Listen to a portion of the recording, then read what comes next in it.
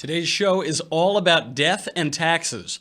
Republicans have come to an agreement on the final tax reform bill, and there is a ton of fake news spreading about it. So much, we will separate fact from fiction and go through the bill. Then, on cultural death, we'll talk about racists, the ones who are still on Twitter, the ones who are purged from Twitter, and a glimmer of hope on identity politics from flamboyantly gay Italian fashion designers. Finally, on this day in history, Slick Willie Bubba Clinton gets impeached. I'm Michael Knowles, and this is The Michael Knowles Show.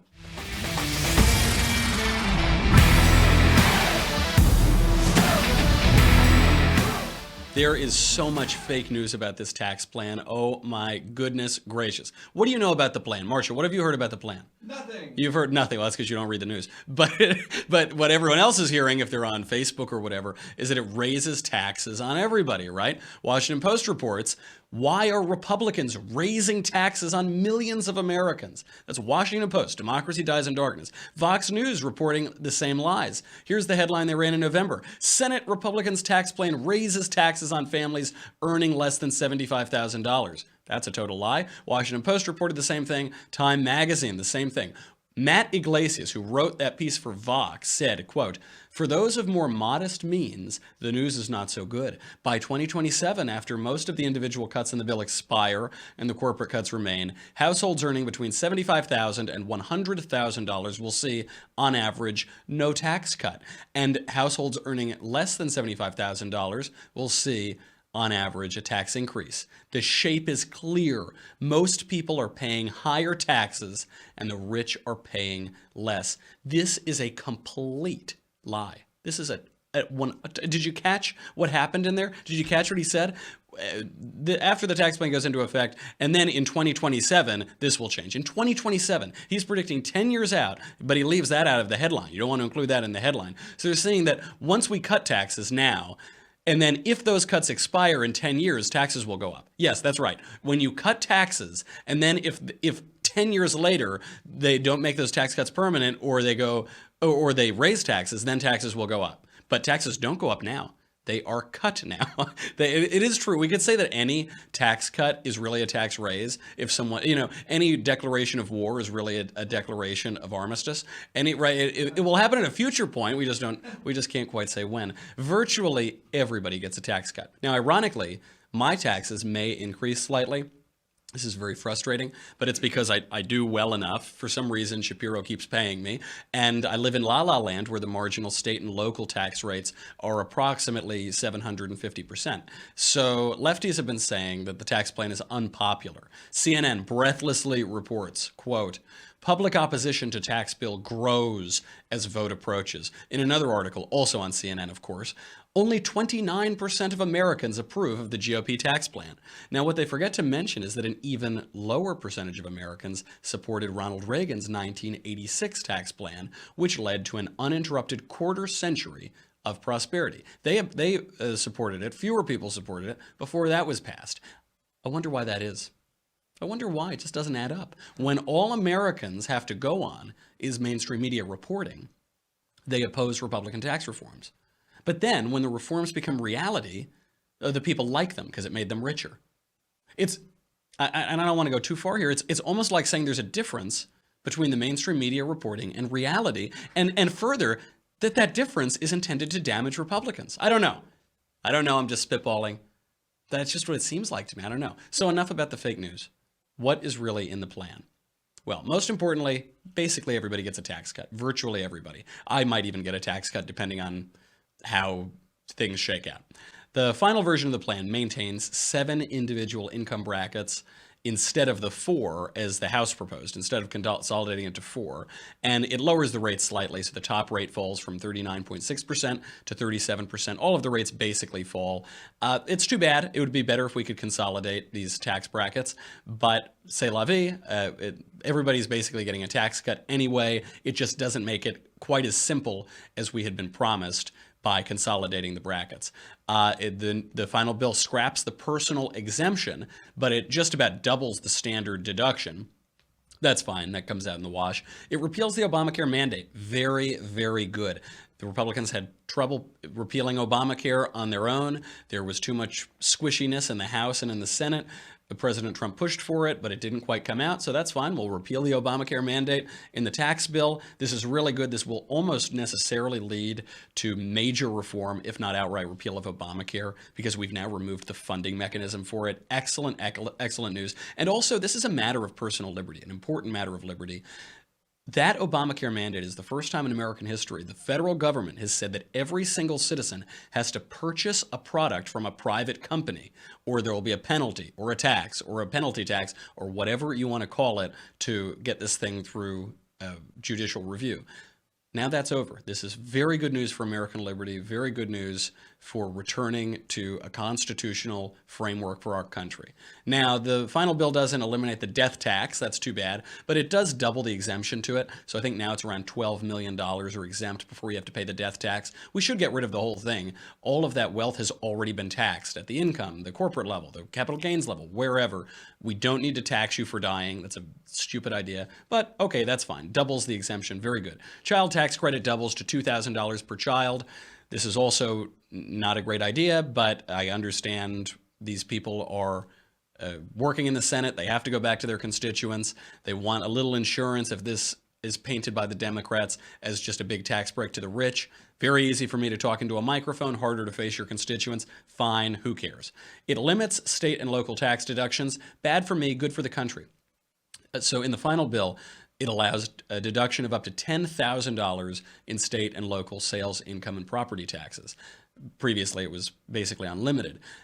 This is very good for the country because under the current tax regime, there is no incentive for state and local governments to lower their taxes because it just comes out of the federal government. It's basically a federal subsidy for high state and local taxes. That's not good. What this does is slowly take away that perverse incentive. So hopefully over time, La La Land, my state of California, will get its act together and stop taxing us into oblivion.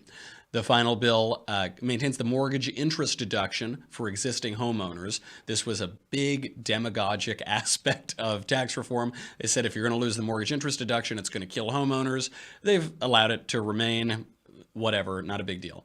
Going forward, for people who are now buying homes, they can still deduct interest on up to $750,000 in mortgage debt. That's down for $1 million. This is not a huge deal. Basically maintains the status quo, although it's a little bit better, I guess. So it's a step in the right direction. Tax breaks for charitable contributions and retirement savings plans remain. We were told that would go away. Again, bad for simplifying taxes, but probably good incentives all in all. I would much rather give my money to charities that do what I want them to do, that are doing the good as I see the good, than give it to the federal government, regardless of what they're doing, just to waste, because there's so much waste and inefficiency. The final bill maintains medical expenses deduction. We were told, or constantly harping on how people with chronic illnesses would be bankrupted by this. Didn't happen, not surprised at all. This does not tax graduate student tuition as income. So that was one thing we were promised, is it was going to put all of these little graduate students protesting, when they're on lunch break from their gender studies class to protest President Trump or whatever thing they know nothing about. It was going to tax them into oblivion, which I think is pretty good. Basically, what we have done so far is to subsidize a very bad university system in this country, and that's no good. Whatever, it's out in the wash. They're not going to make that into the final bill.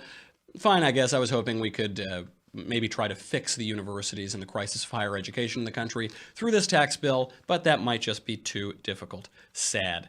Now, there's no change to the student loan interest deduction.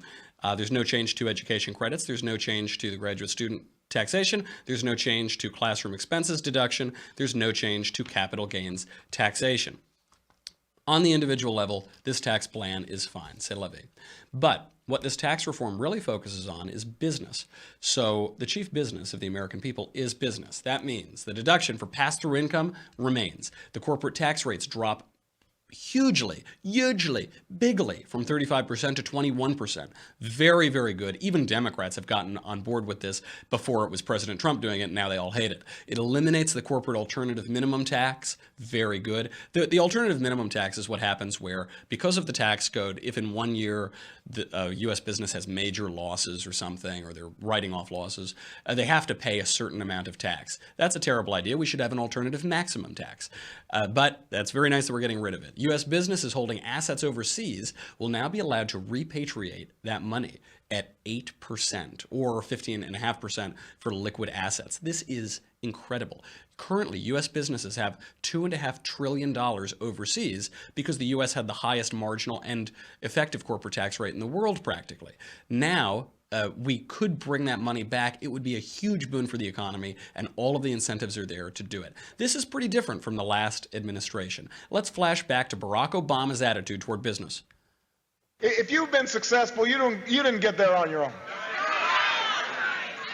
You didn't get there on your own. I'm always struck by people who think, well, it must be because I was just so smart. There are a lot of smart people out there.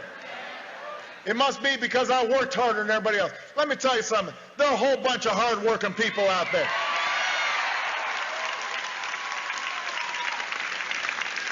If you were successful, somebody along the line gave you some help. There was a great teacher somewhere in your life. Somebody helped to create this unbelievable American system that we had that allowed you to thrive. Somebody invested in roads and bridges. If you got a business, you didn't build that. Somebody else made that happen. Didn't you know? Didn't you know if you have a business, you didn't build that. Somebody else made that happen. I didn't know that, but that's the major shift. All in all, this simplifies the tax code. So right now, taxpayers spend nearly 7 billion hours just to comply with the current tax code, an amount of time which is worth $263 billion. 30% of people filing their taxes itemize them, so they break down the little things they're going to deduct. It creates mountains of paperwork. With this now higher standard deduction, that number of people who itemize their taxes will drop to under 8%. By most analysis. 30% to 8%. That's going to save a lot of time. More than 30 million taxpayers will save time. The National Taxpayers Union Foundation estimates that the drop in itemizing alone, just that, will save 210 million hours in compliance burdens. That's a savings of $13 billion annually. This is a big, big win. Sadly, it could be a way bigger win on individual taxation, but all in all, great stuff. I'm not going to complain. This is really, really good stuff all around, despite the constant negative press. Covfefe. Okay, we've got to talk about cultural death. But before we get to cultural death, let's talk about the thing that resembles death, but it isn't death because you get to wake up in the morning. That would be sleep. Now, sleep is very, very important. As you can tell, I haven't slept in days because I flew back to New York over the weekend, and I've moved around a bit. I moved from New York up to Connecticut and then back to New York over to LA. Every time I move, I get a new mattress. Mattress shopping is truly awful. It is really, really terrible. There are a ton of online mattress retailers popping up these days. They all offer a one-size-fits-all solution to a better sleep. So I would always go into the stores to get a mattress. That experience is dreadful.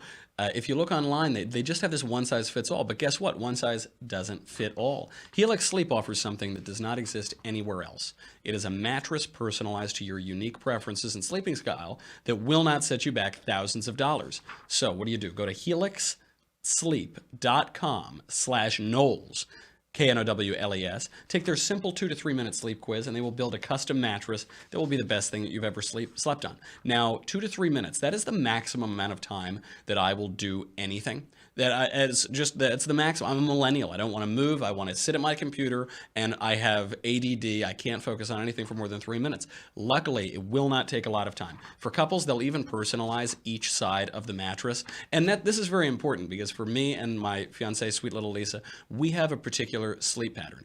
I prefer to sleep on a mattress that is hard, and she prefers to sleep on a mattress that I am not on. So you can personalize it. It's very important because those are incompatible sleep preferences. Everyone from GQ to Cosmopolitan to the New York Times are all talking about Helix, and once you try it out, you will know why. So your custom mattress arrives direct to your door in a week. Shipping is completely free. Try it for 100 nights. If you don't love it, they will pick it up and refund you in full. That's a pretty good deal. There is no risk whatsoever. Go to helixsleep.com/Knowles, Knowles, like Beyonce, right now. You will get $50 towards your custom mattress. Merry Christmas. That's my Christmas gift to you. $50 toward a custom mattress. It's very important. Where you sleep is very important. You're going to spend a third of your life on it. I spend about 2/3 of my life sleeping. So make sure that it's good. helixsleep.com/Knowles, Knowles, for $50 off your first order. helixsleep.com/Knowles. Okay. Enough about sleep. We got to wake up. We got to wake up, people, to our terrible culture. So there's actually some good news and there's bad news on our cultural death and decay. Let's start with the bad news and then we'll end happy. Now, this is all around bad. You might have seen if you were tweeting yesterday, Twitter is further clamping down on free speech. Very bad. It's purging its platform of racists, only a specific kind of racist, probably stupid, but whatever. But it's only those specific racists that's very bad again. First of all, if we're going to purge Twitter users and purge Twitter of anything, how about we focus on, I don't know, ISIS? Maybe ISIS that'd be nice. That'd be slightly more urgent than some dummies in their basement tweeting out articles about IQ as if that means anything to society or to culture. Now, I was blocked recently by a verified user. That's where you get the little blue check mark. His name is Kevin Allred. He's a professor of Beyonce studies. That's a thing. This is not a joke. He's a professor of Beyonce studies. He tweeted, F white America.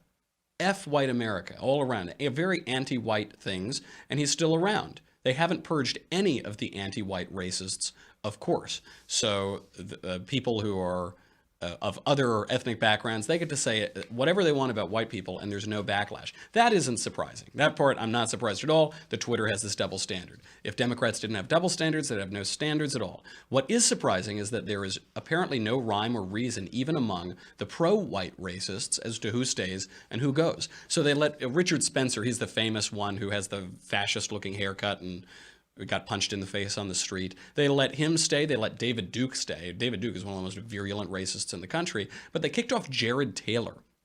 Jared Taylor is this guy. He basically comes off as Bill Buckley without the wit or wisdom, but he has this lockjaw accent, and he pronounces the word white as white. White. I'm an activist for the white people, and it really doesn't make a lot of sense. They're letting these other guys stay on, but not him. And now, if you're going to clamp down on racism, if Twitter's going to have a policy that it won't tolerate race mongering, race baiting language, it should apply that rule fairly to all racists of all varieties, all ages, and all races. Jared Taylor, perhaps unwittingly, puts this issue into stark relief. We are on completely opposite sides.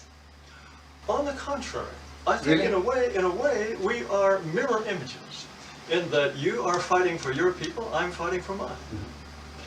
He's talking to Univision host Jorge Ramos, and he is exactly right. He is precisely right. They are mirror images. They're mirror images of one another. These race baiters on the left and these white race baiters on the right, on the alt-right or whatever, they're mirror images. But that's not a good thing. I wouldn't go bragging about that. I wouldn't write home and boast and say, yes, I'm a mirror image of Jorge Ramos. If I looked in the mirror and I saw Jorge Ramos, I would smash the mirror. I would throw it out. That's a terrible idea. But they are. They have the same premises. This is why the alternative right is in many ways much more like the left. They have a lot of premises, and a lot of them are ground themselves in post-Christianity. Racism is very stupid. It's very stupid. I know it seems sort of edgy right now, and it seems taboo because Twitter is banning white racists, but nevertheless, it's very, very stupid. Richard Spencer wrote in his alt-right manifesto, quote, "Race is real. Race matters. Race is the foundation of identity." Now, race is real. I guess that's true. Race matters. Maybe. Certainly that's less true. And race is the foundation of identity. That isn't true at all. That is not true at all. People might think that. That's the sort of thing that adolescents think. You remember in high school when you're like 13 or 14, you try on all of these personalities. So you paint your nails black and you're really gothic, and then you're a skateboarder, and then you're wearing popped polo shirts or whatever. You try on various identities. That's what children do. But there is an answer to this. And in the West, there's an answer, and it's explicitly not race. For everybody, that's true, but especially for the West, because in the West, we ground our identity in Christianity. In Christianity, they give us the exact answer, the animating force of the West. And that answer is, we see it in Moses when he talks to God. Moses says, "Who are you?" And God says, "I am that I am." And we see it when Christ is speaking to the Pharisees. The Pharisees say, "You're not even 50 years old. How could you possibly be older than our father Abraham?" And Christ says, "Before Abraham was, I am." When you lose your grounding of identity, when you disconnect it from the I am, the essence, the metaphysical, the divine logos, from the I am, then you're left with a pathetic question, which is, who am I? And you try on all of these stupid ideas. So I could say, what am I? Am I essentially a conservative? Am I essentially Italian? I'm of Italian descent. Am I essentially a mathematician? Am I essentially a this or a that? Am I essentially a hula hoop dancer? No, all of those are trivial. They're ancillary. The question of race is just like that. Unfortunately, these guys like Taylor and Richard Spencer and David Duke, they never got past that adolescence. They never matured into adulthood to answer that question as a serious person does, which is the essence of my identity has to be greater. It has to be transcendent. It can't be a trivial and physical aspect of my own body or my own being. Now, on the bright side of culture, there is a glimmer of hope here. We have Stefano Gabbana of Dolce & Gabbana. So Gabbana recently said in an interview basically just this. He was doing an interview with the Italian newspaper, the Corriere della Sera, and he said, "The family is not a fad. In it, there is a supernatural sense of belonging. I'm just surprised at how still to this day people call me gay." He is a gay guy. He's in relationships with men. But why, he says, in reality, I am a man. Gay in reality, I am a man. The word gay is just a word, an invented word that is used to identify people. But I don't want to be identified or classified based on my sexual choice. Homosexuality has always existed. It's not new. I'm not gay. I'm a man. That's it. Blaise Pascal said similar things, by the way. He wrote in his Pensées, in the Thoughts of Pascal, one of the great geniuses of the modern era, he said, "No man should be known by his book," which is pretty bad because I do get known by that blank book sometimes. No man should be known by what he writes. They shouldn't say you're a mathematician or you're a this or you're a that. Be a gentleman. Be known as a gentleman. This is more encompassing. Only be known ultimately by that which is totally transcendent and infinite and all-encompassing, the I am, rather than these stupid little categories that try to take what is a great thing, mankind, and fit him into a little box which is ideological and stupid. Gabbana understands all of these little ancillary identifiers are trivial. They're insufficient. Really good stuff. That's an excellent mark for those Italian fashion designers. Gotta love those Italian conservatives. They have a good sense of the world. And now, let's move on to this day in history. Before we move on, unfortunately, this is bad news because we have such a good this day in history today. This day in history is when Bill Clinton was impeached. This leftist tears tumbler is gonna fill to the brim as it did 19 years ago. But if you're not on thedailywire.com right now, you can't see the whole rest of the show. If you're on Facebook or YouTube, you got to go over to dailywire.com. Thank you for those who are already members. Helps us keep the lights on in here. If you're not already a member, sign up. It is $10 a month or $100 for an annual membership. What do you get? You get no ads on the website. You get me. You get the Andrew Klavan Show. You get the Ben Shapiro Show, blah, blah, blah. There it is. This day in history, 19 years ago, Bill Clinton was impeached by the House of Representatives for being a dirty, rotten, lying sexual deviant. So if you want to be able to celebrate that and not drown in all the lefty tears, especially now that the Clintons are totally dead politically, you have to go to thedailywire.com. You can have those leftist tears hot or cold, always salty and delicious. dailywire.com right now. We'll be right back.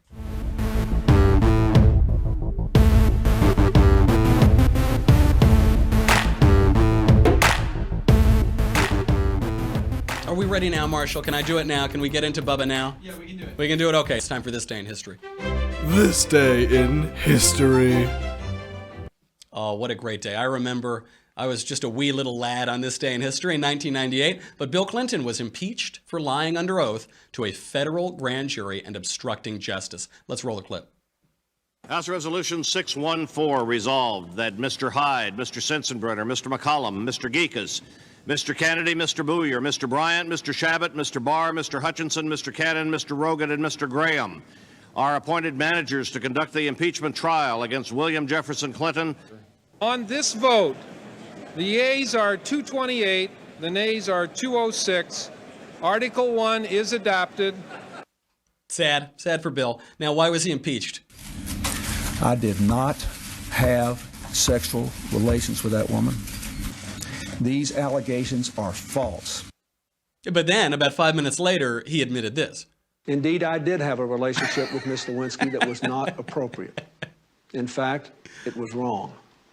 It constituted a critical lapse in judgment and a personal failure on my part for which I am solely and completely responsible. I misled people, including even my wife. I deeply regret that.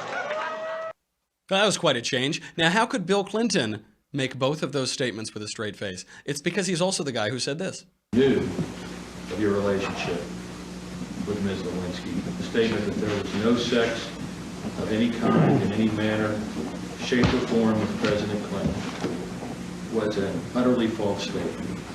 Is that correct? It depends upon what the meaning of the word is. Yes. It depends on what the meaning of the word is. Get it? It's unbelievable to watch that. When he's referring to is when he told his aides, there's nothing going on with Monica Lewinsky. Now, he was following the classic mob advice of deny till you die, so Bubba explained himself. He said, if is means is and never has been, that is one thing. If it means there is none, that was a completely true statement. Now, if someone had asked me on that day, are you having any kind of sexual relations with Ms. Lewinsky? That is, asked me a question in the present tense, I would have said no, and it would have been completely true.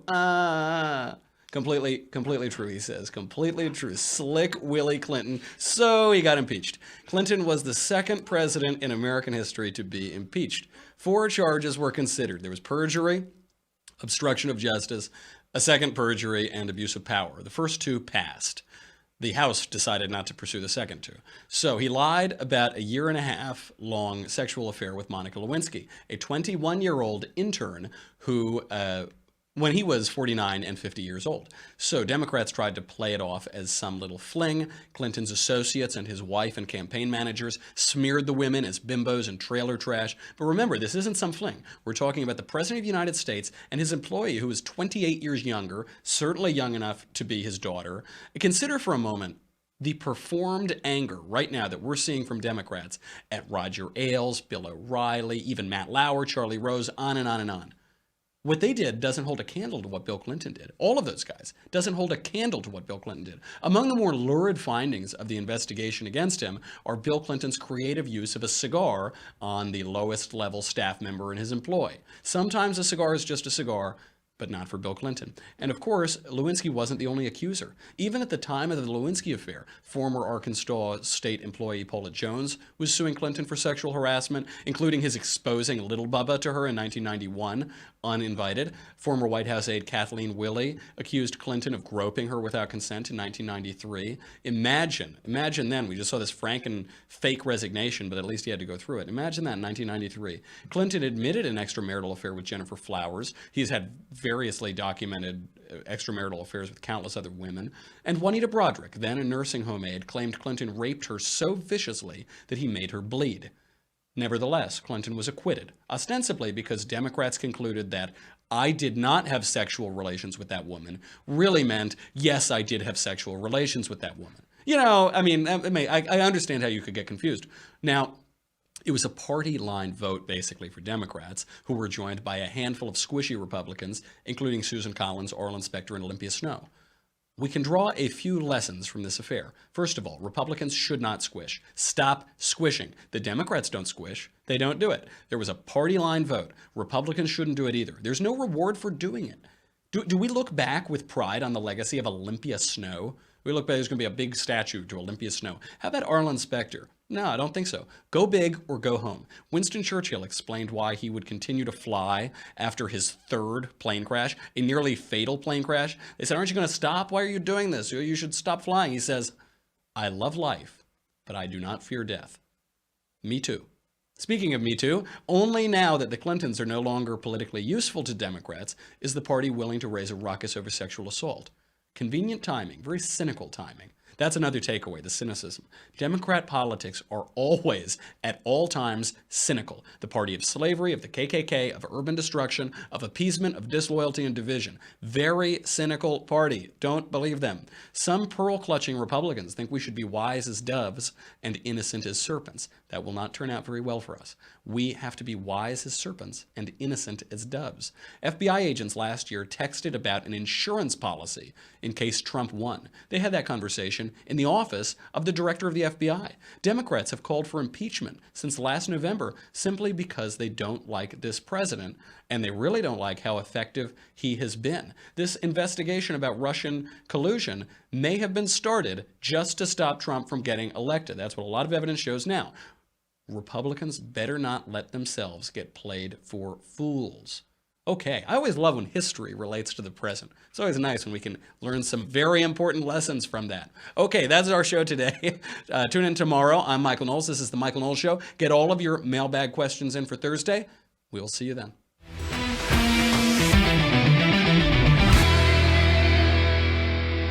The Michael Knowles Show is produced by Marshall Benson.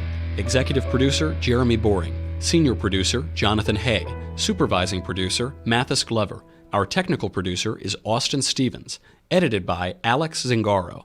Audio is mixed by Mike Coromina. Hair and makeup is by Jesua Olvera. The Michael Knowles Show is a Daily Wire Forward Publishing production.